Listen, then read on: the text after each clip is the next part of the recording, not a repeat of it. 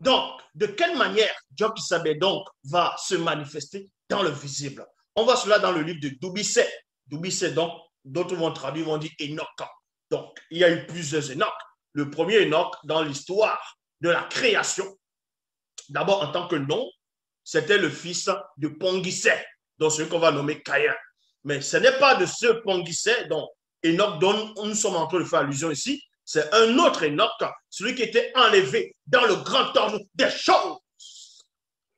Ici, dans Dubisset chapitre 1, verset 712 à 724, Dubisset qui veut dire initié, en même temps baptisé. Donc, pendant son expérience hautement spirituelle, il va être initié dans son initiation et il va être baptisé à la connaissance interdite, au savoir oublié. Donc, il va porter son nom et quand il va redescendre, il va écrire son expérience, ce qu'il a vu, ce dont il a percé. Et ensuite, on vous dit dans Dubisset chapitre 1, verset 712 à 724, moi, Dubisset, j'ai compris aussi, virgule, du fait que la réalité visible, physique et astrale, ainsi que celui du grand, ainsi que celle plutôt, du grand ordre des choses, ne soit point conçue pour contenir l'afflux de puissance transmise directement par l'aîné des deux, dans sa condition d'au-delà de la non-existence. Il y a point virgule, je m'arrête d'abord dans le point virgule, et on entre dans les mystères de l'explication. Donc, Dubisset, dans son expérience, dans sa vision, il a vu que, et il a compris que Dieu qui savait, qui est l'aîné des deux, devait descendre à un moment donné dans la réalité du visible. Mais pour descendre dans la réalité du visible, il faut premièrement qu'il vienne d'abord, qu'il se manifeste dans la réalité spirituelle, dans le grand ordre des choses. Parce que le Dieu qui savait, avant de se manifester dans le visible, il n'est pas dans la réalité visible. Il n'est pas dans le monde spirituel. Il n'est pas contenu dans le grand ordre des choses. C'est pour ça que je vais relire ici. Ça n'a rien à voir avec les fausses Bibles athées classiques où on vous dit que Dieu habite dans le ciel, que Dieu, notre Père qui est dans les cieux. Donc, la création contient même Yahvé, Adonai, Jéhovah, Elohim, l'Éternel. Mais néanmoins, on vous dit ici, en parlant de Dieu qui savait, moi, Dubisset, je compris aussi, virgule, du fait que la réalité visible, donc la réalité visible, cette réalité, y compris les multivers, physique et astral, donc le monde astral, parce que certains vont dire, mais le monde astral, c'est diabolique, et ainsi de suite. Non. Le premier homme, c'était une âme vivante dont il vivait dans l'astral. Ainsi que celle du grand ordre des choses, ne soit point conçue, dont ne soit point, n'a pas été manifestée, n'a pas été créée pour contenir la toute puissance, la toute divine puissance de Dieu qui savait. Donc, ne pouvait contenir l'afflux de puissance transmis directement par l'aîné des deux, dans sa condition d'au-delà de la non-existence. Donc, il vit aussi inexplicablement d'au-delà de la non-existence. Ceci expliquait la nécessité de son dépouillement. Ça veut dire qu'avant qu'il ne vienne dans le visible, avant qu'il n'entre même dans le monde spirituel, dans le monde des entités, des esprits supérieurs, il doit d'abord se débrouiller pour prendre un corps spirituel, pour entrer dans le spirituel, pour entrer dans la création. Dans la réalité, il faut qu'il porte un corps de cette réalité, qui porte le corps de la dimension spirituelle, le corps de la dimension astrale, le corps de la dimension physique visible. C'est en cela où Dubisset explique, pour cela, il va falloir qu'il puisse se débrouiller dans la mystérieuse roue du temps non visible, c'est-à-dire éternité. Donc, il se manifeste dans l'éternité. Est-ce que vous comprenez? Dans la mystérieuse roue du temps non visible. Et là, virgule, je vis l'entité de l'éternité. Donc, quand Dieu qui savait se manifeste d'abord, il vient se débrouiller Donc, il entre dans la réalité, c'est-à-dire du temps, la roue du temps. Est-ce que vous comprenez? Il entre dans l'éternité.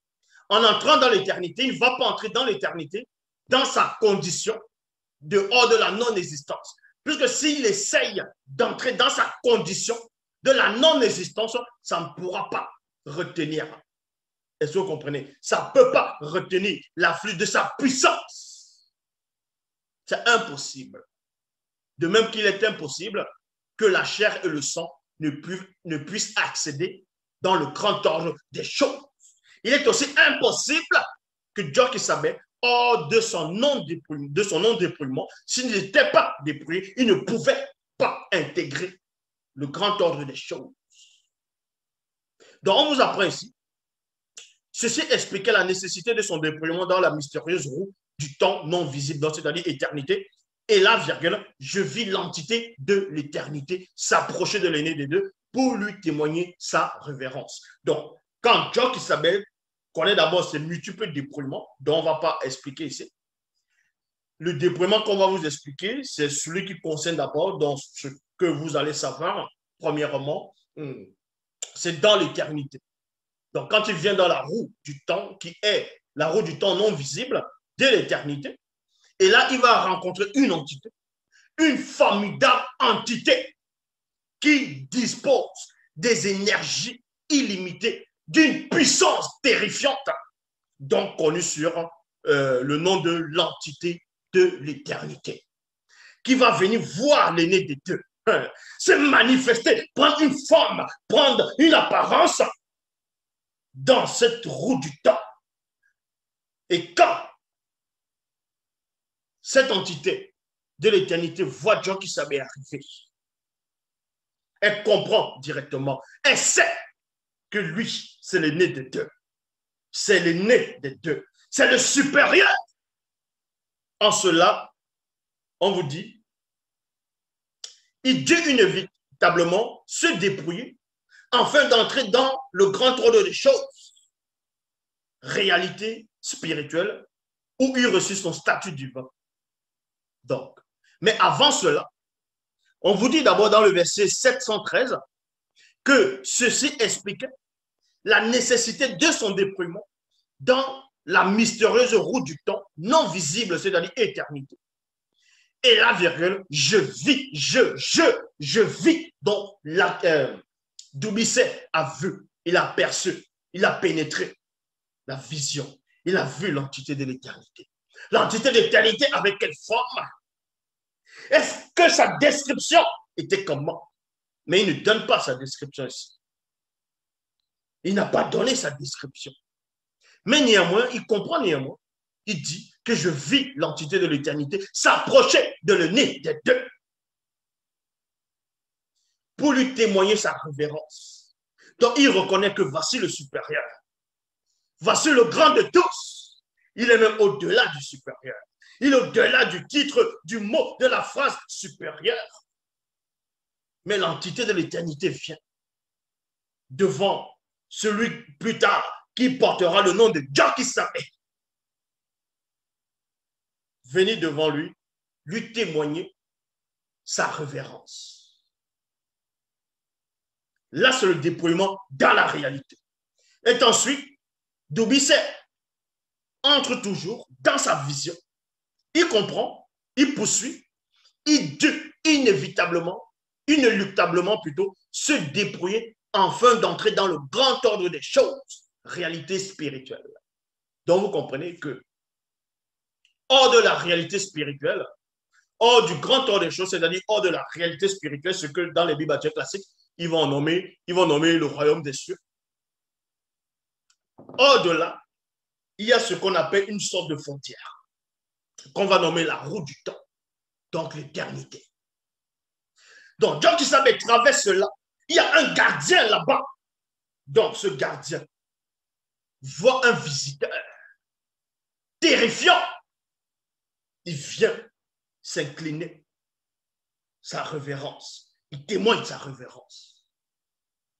Donc, Dieu qui savait a une conversation avec celui qu'on va appeler Dieu qui savait plus tard, dans le nez des deux, a une conversation initiatique avec l'entité de l'éternité. Et après cela, il redescend encore. Donc, il prend une autre forme. Parce que chaque descendant, c'est un corps approprié de cette réalité. Donc, il redescend et on vous dit, il dut inéluctablement se dépouiller afin d'entrer dans le grand ordre des choses, dans la réalité spirituelle, où il reçut son statut divin. Il y a virgule ici, je m'arrête dans la virgule.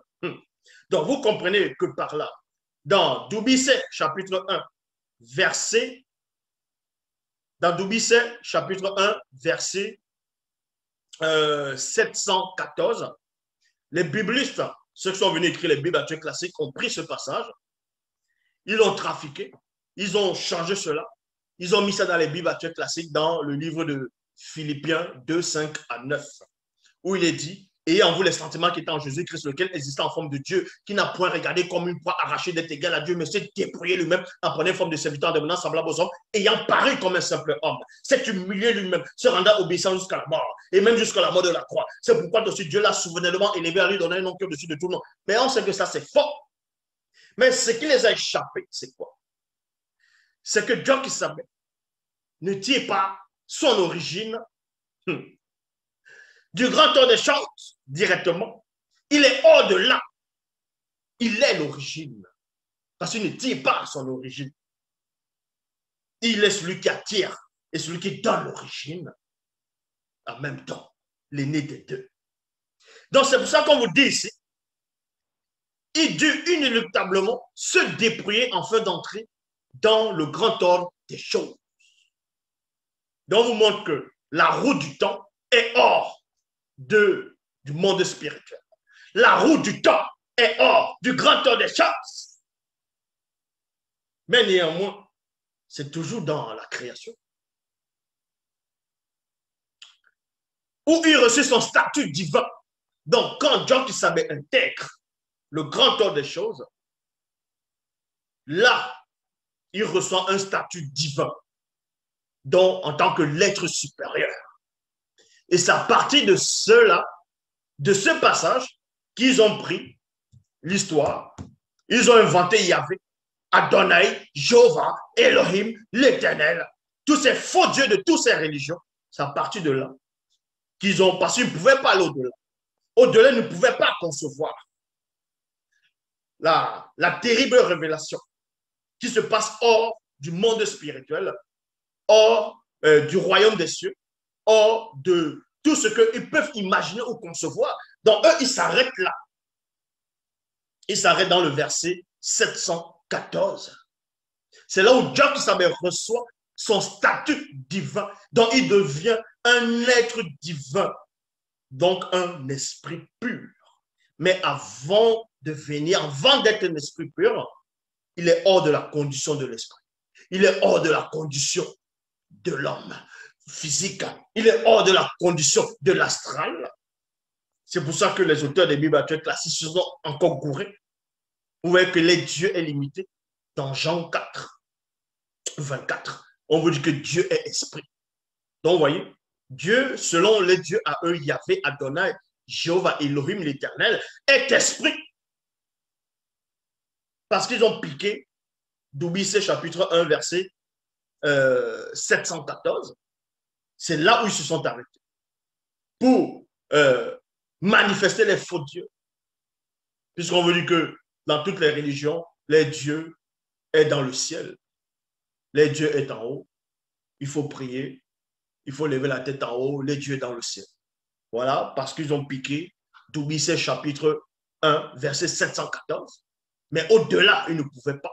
Leur esprit pur, corrompu, ne pouvait accéder à d'autres formes de dimensions, d'autres sphères de connaissance et de révélation.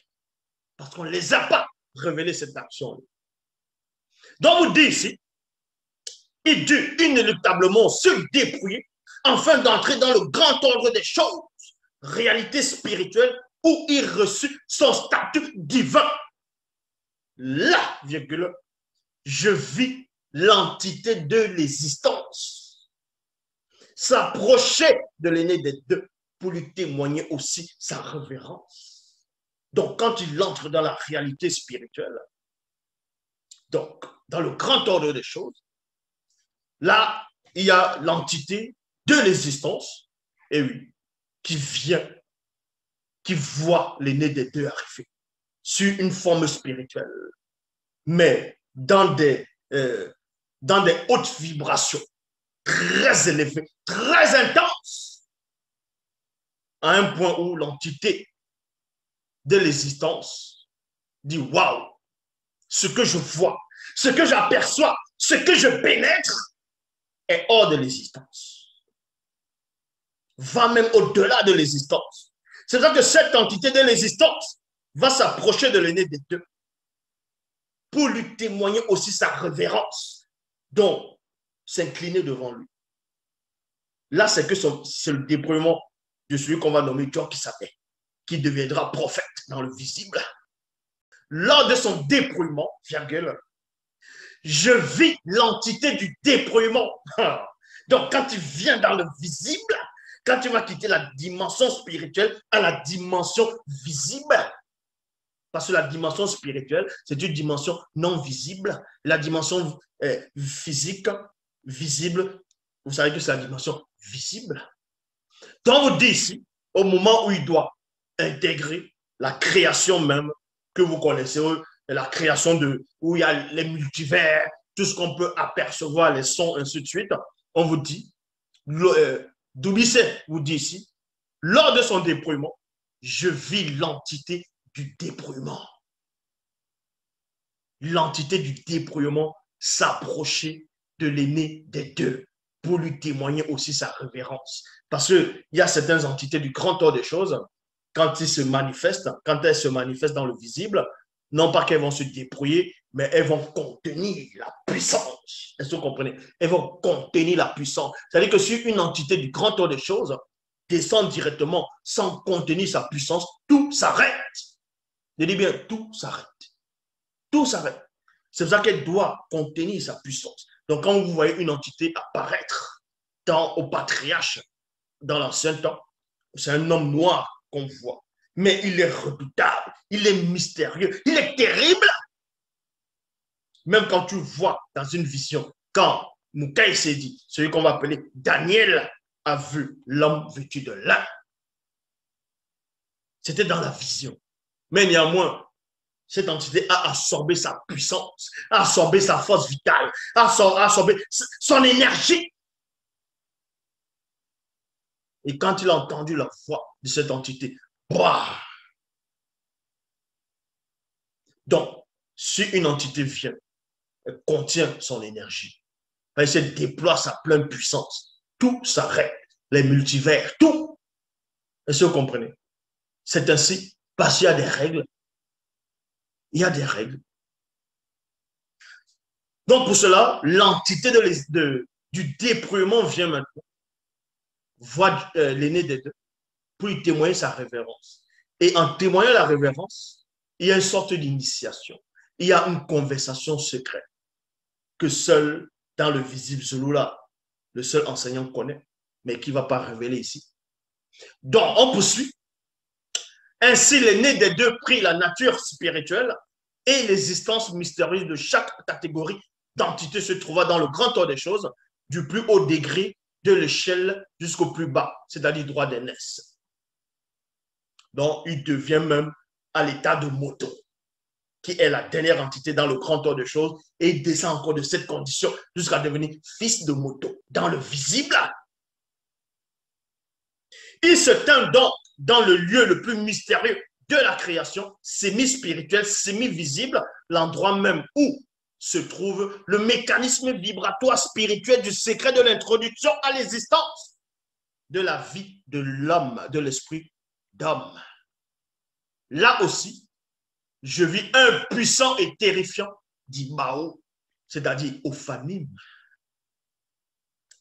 Parce que les ophanimes sont à charge aux esprits d'hommes, les esprits de la création, des créatures, même des créations, les créatures qu'on peut voir, qu'on ne peut pas voir dans le visible, dans plusieurs réalités.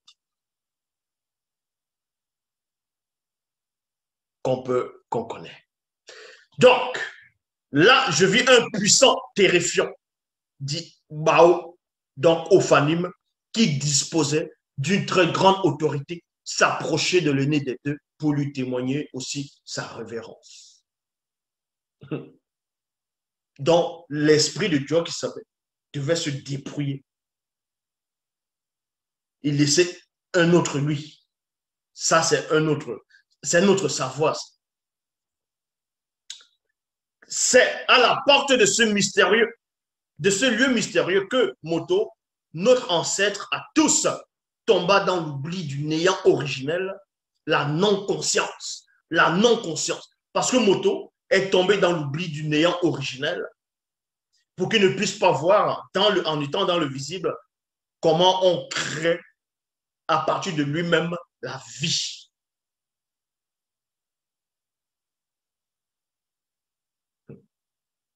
Donc, quand Job qui savait vient, lui, il ne tombe pas dans l'oubli dans ce lieu.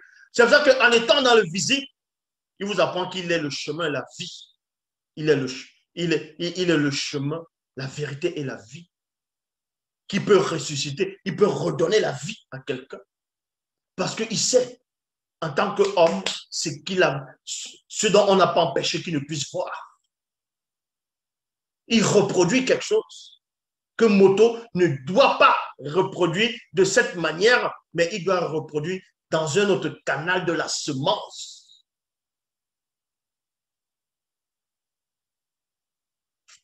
C'est à la porte de ce lieu mystérieux que Moto, notre ancêtre à tous, tomba dans l'oubli du néant originel, la non-conscience, de la non-existence du visible, afin qu'il ne puisse connaître le secret du mécanisme vibratoire spirituel, de l'introduction à l'existence de la vie à partir de son propre esprit. Maintenant, on va dans Essombé. Donc, quand Loubissé finit de voir tout cela, il voit comment Dieu qui s'appelle descend au fur et à mesure prend la nature de chaque entité, du grand ordre des choses, jusqu'à ce qu'il descende. Et il sort. Et il sort.